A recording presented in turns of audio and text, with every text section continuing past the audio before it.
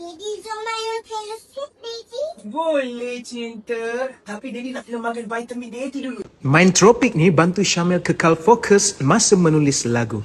Tenaga pun tak cepat habis, senang nak dapat idea. Daddy, Lala pun ada vitamin. Daddy rasa sakit. Yang ni pula si kecil punya pilihan, Mindtropic Junior.